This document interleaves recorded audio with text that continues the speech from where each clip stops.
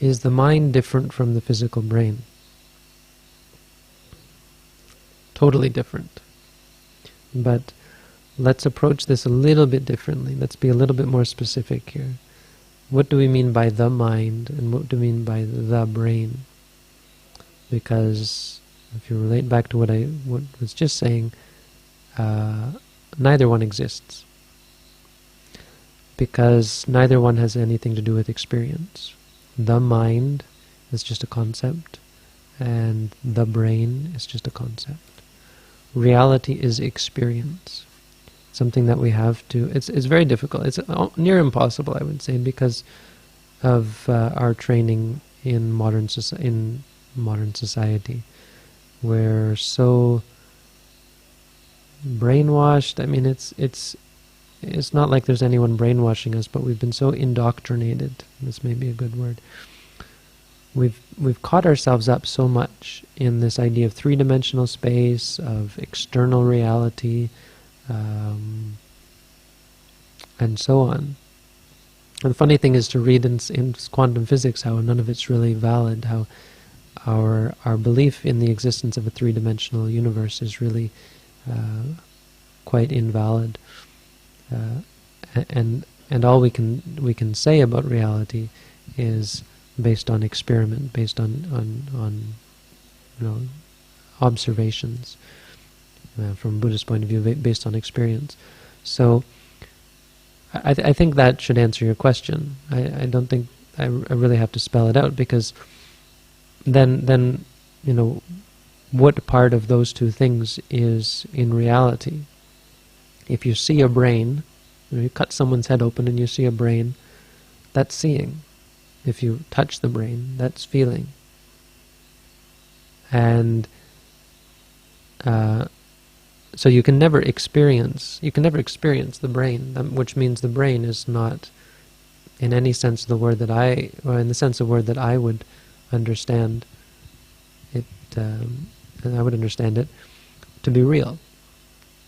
Now, the deal with the mind may be a little more difficult to understand.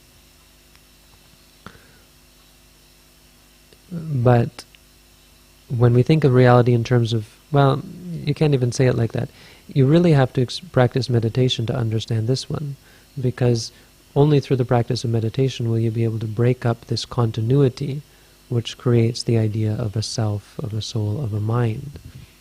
When you be able to break it up, you can see that actually one mind has often nothing to do with the next mind, right? When you lost your train of thought, I lost my train of thought there. The mind is just, it's like getting steamrolled by another mind, because suddenly the mind is thinking about something different, and you've lost that old one. If there were a mind, you'd think there would be a way to, or that other thought would still be there, or so on, or this sort of thing wouldn't happen. But when you practice meditation, you will see the mind arising and ceasing. You will see thinking about one thing, suddenly thinking about another thing, totally unrelated, and not continuing one from the other.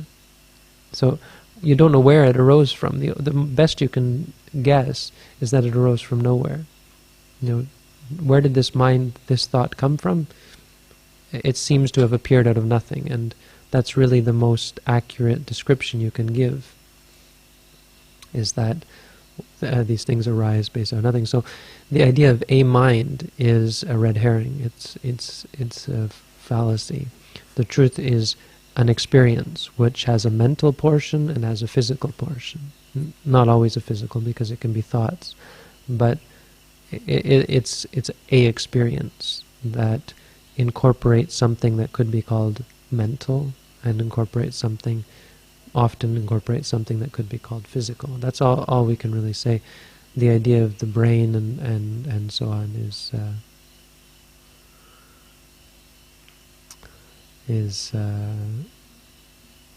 just a concept.